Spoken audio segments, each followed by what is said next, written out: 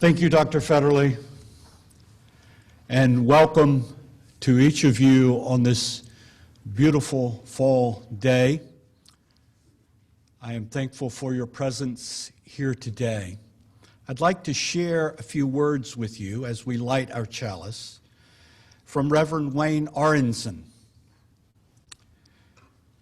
who wrote, "We light this chalice to remind ourselves to bring our gifts of love and service to the altar of humanity and to all of life. May we know, may we remember again, may we affirm again that we are not isolated beings, but connected in mysterious and wondrous ways to one another, to the universe, to all of life. Amen." May we join Mignon? Thank you, Pam, for that beautiful story. Some of you might have noted that it's a little chilly in here. If you do, be advised that I insisted that they keep it chilly so no one would fall asleep during my sermon. And so this is an old ministerial technique.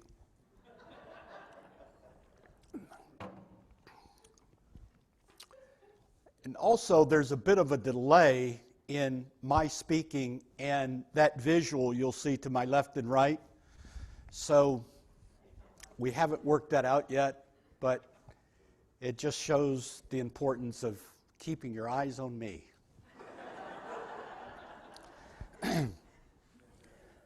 One of the great paradoxes of ministry, of things I have observed over time, and I've mentioned this before, but it's such a profound lesson to me, I can't help mentioning it again, and that is that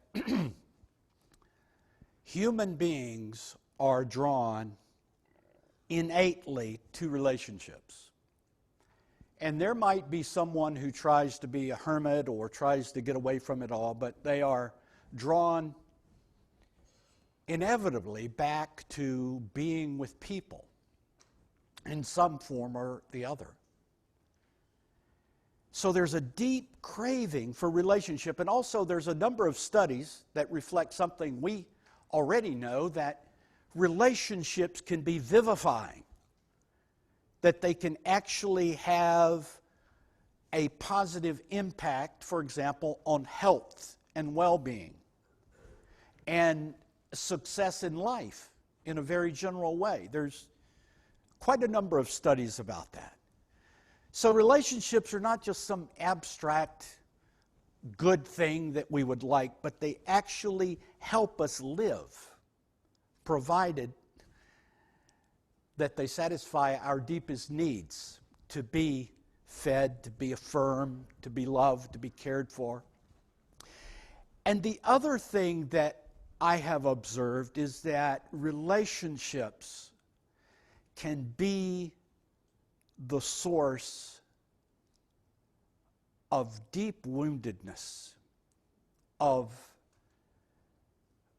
profound disappointment in life, that relationships can be a source of hardship, of pain, of anguish, like nothing else.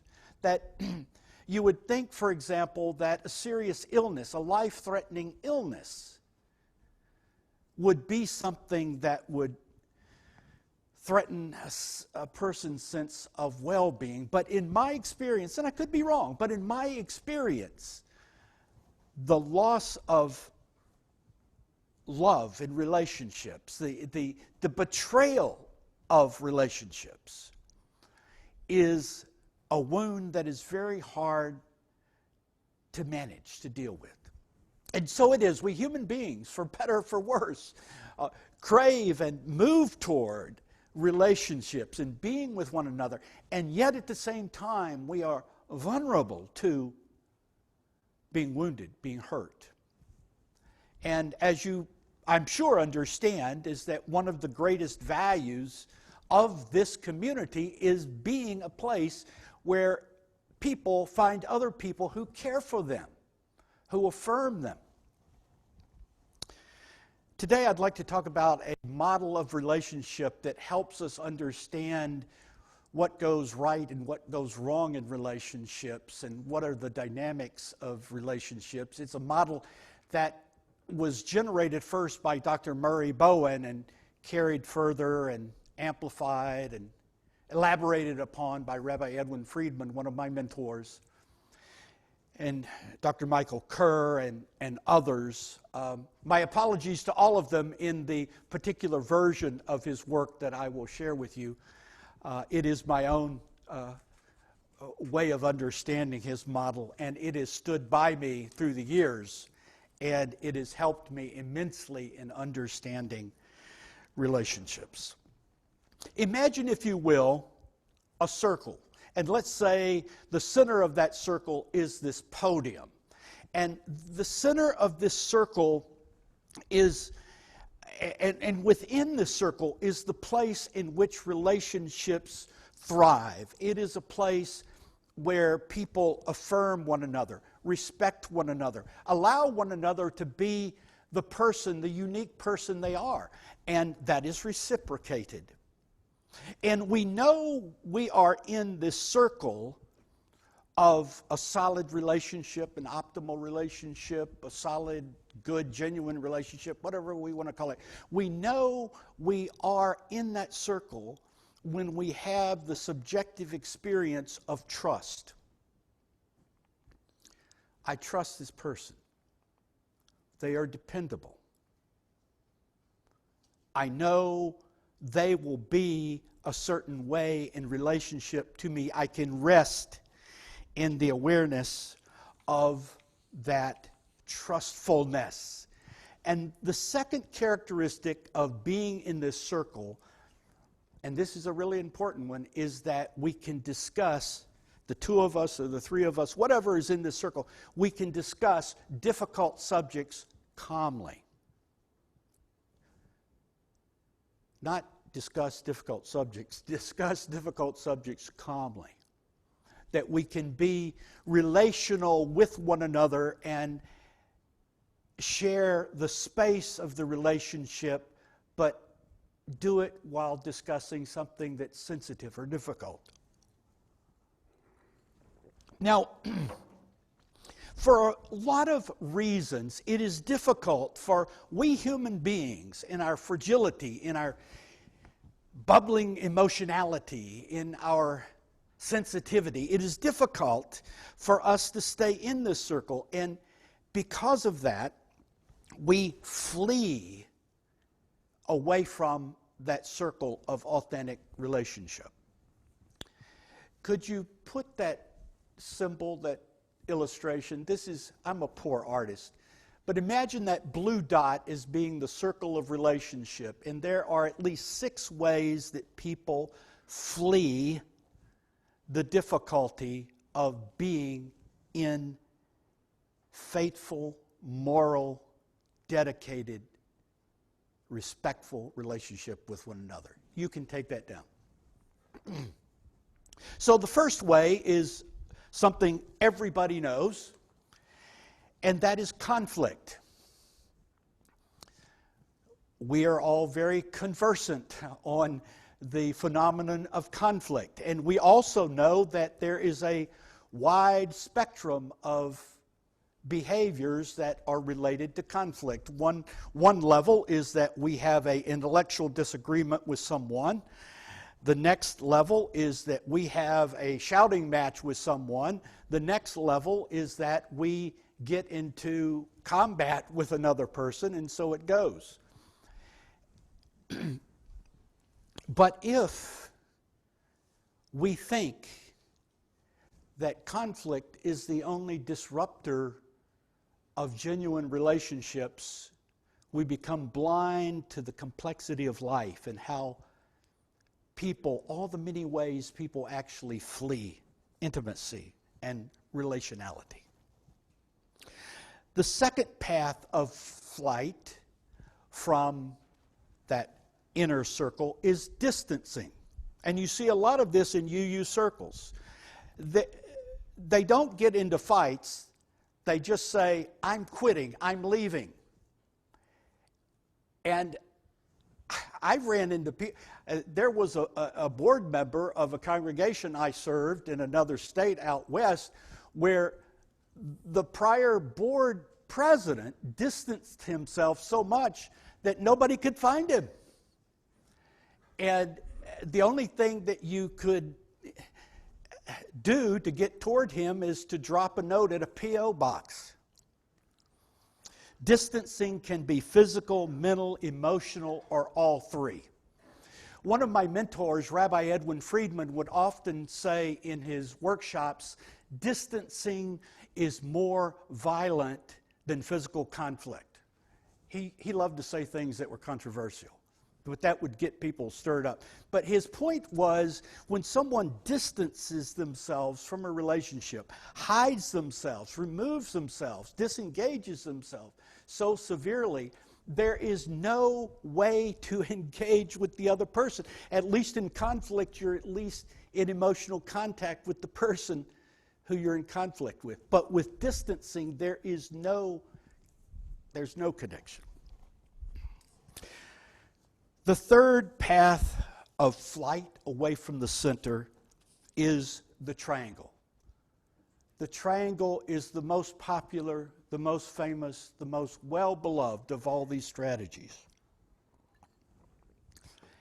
In a triangle, I talk about one person who's over here by talking with this person about that person. So, for example, if I were in a relationship of professional or otherwise with Mitch, and I had some concerns or disagreements with Mitch, and instead of going to Mitch and relating to him, I went to Gus and talked with Gus about Mitch, and Gus and I had a wonderful time talking about Mitch among us because Mitch wasn't there, and we could say anything we wanted to about Mitch, and we had a great afternoon together. And triangles, sometimes called gossip, but triangles are truly wonderful and fun, let's admit it. But I have no relationship with Mitch because my relationship to Mitch is based on what Gus and I imagine Mitch is or thinks. And so, although one could say there's no harm done, the relationship with Mitch really doesn't exist because I'm not dealing with a real person. And the triangle is a common phenomenon in congregations, and I bet I could measure the intensity of triangles in a congregation and the point at which those intense triangles erupt into an open conflict. I've seen it happen. It's an interesting phenomenon. The fourth path from flight is the over and under functioning reciprocity. Forgive me for the complexity of that term. But that is when one person has decided that they are going to be in a superior relationship or have a superior position to another, and they demand implicitly or explicitly that that other person be in an inferior relationship to them. It might be based on economics, on money, on position, on intellect, on academic accomplishment, on social standing, on pedigree, on heritage, on anything. But it's a way in which people relate to others by demanding or requiring that others be in an inferior position to them. Now, most interestingly, the inferior-superior reciprocity requires two to tango. So there's always in this relationship someone who takes the position of being inferior. The fifth path is the flight from a center, is not usually found among UUs, and it's called fusion. And fusion is where I totally give away myself to another person. I relinquish the responsibility of being a separate self. I create peacefulness and tranquility by simply giving in to another person's way of thinking and living and being. I merge my identity with another. The sixth path, the final path, is one that is also very common, and it is called pretending. It doesn't involve having to do anything in particular. It doesn't involve taking an inferior or superior position, but it just involves faking it. Pretending I am okay in a relationship, but holding back a lot of my genuine and authentic feelings for the sake of making peace with everybody around me. Well, these six factors, these six patterns are continually happening around us.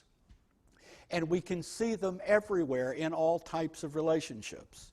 And there's two other things that permeate the field of relationships that are very important, that give energy to the dynamics of people moving away from one another.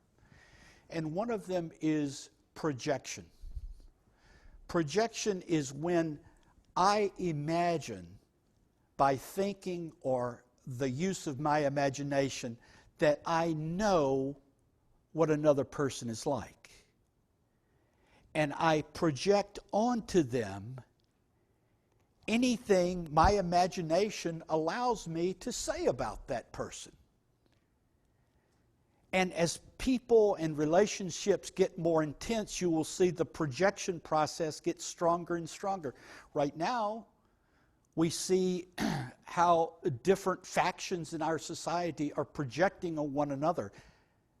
And seeing one another is the very essence of demonic forces on earth. The other factor that permeates the field of relationships and gives energy to these six directions I'm talking about is the failure to take responsibility for self.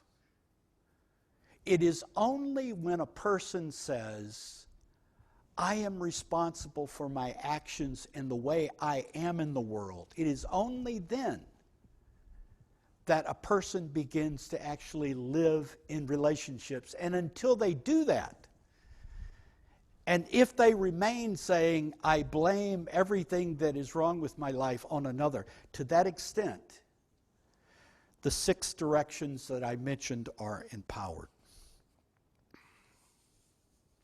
Now, the point, of course, is how do we help people abandon the course of these six directions, and how do we help people move back towards the center? And if you think about it, that is one of the primary functions of a religious institution, ours or anyone. We're trying to help people find ways to move back to the life-giving, life-sustaining, life-vivifying experience of relationships characterized by mutual respect and caring and compassion. And the way in which this is done, which has been shown again and again throughout history, is the creation of some formula of right relations which helps people find their way back through the chaos of life toward that center. This congregation is engaged right now in this effort of creating its own covenant, a means by which it will, through its own self-choosing, decide to be with one another.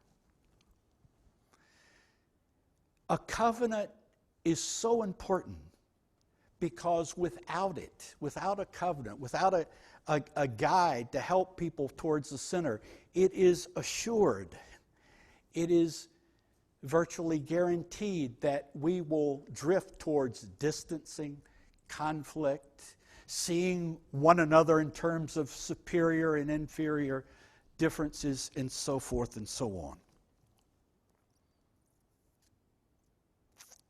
But this effort is not only important for us here and for the generations that will be a part of this community going forward, it is something needed by our society.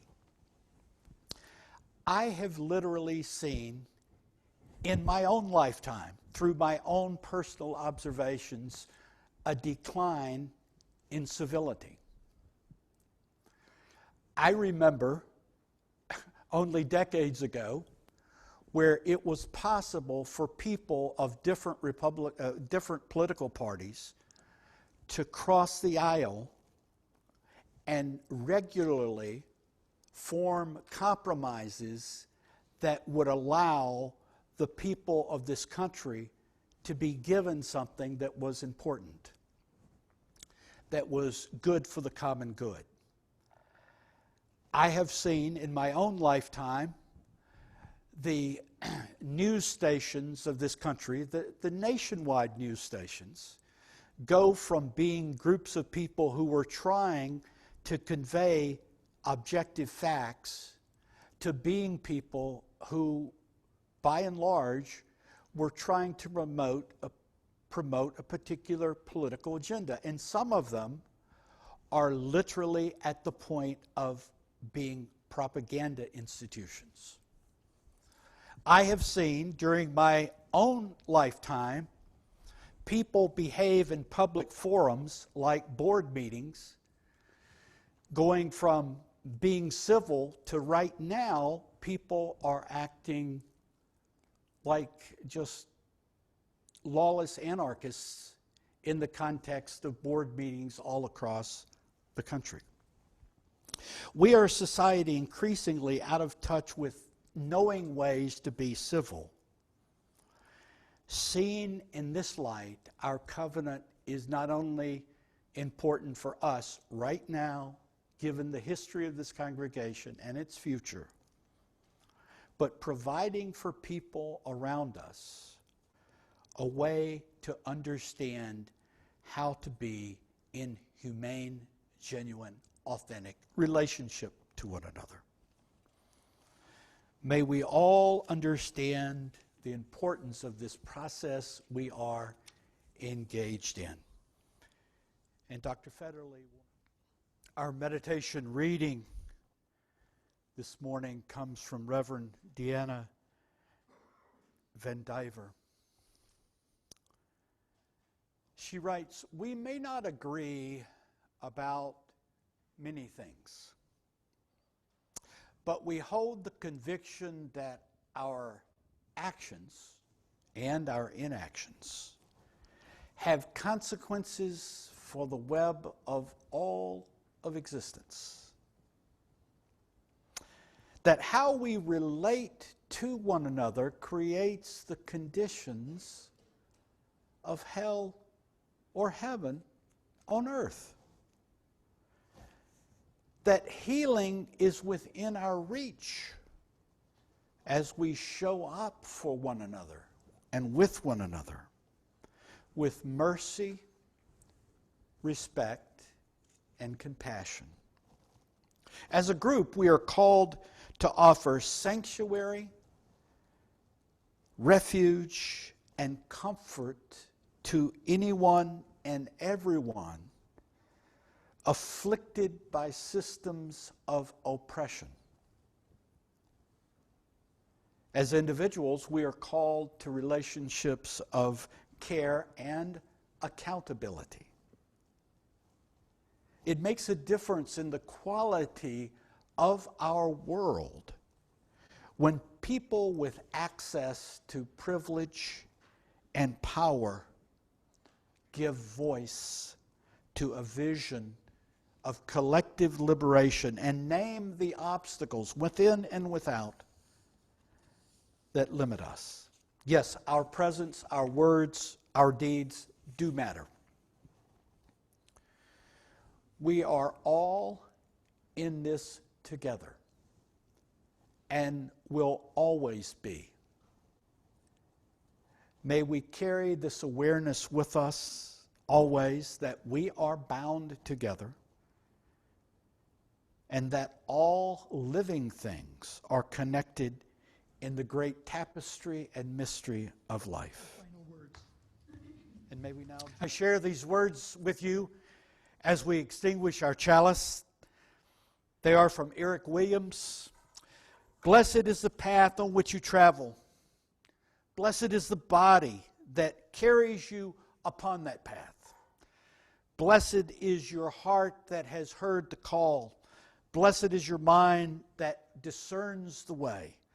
Blessed is the gift that you will receive by going. Truly blessed is the gift that you will become on that journey. May we go forth in peace. Amen.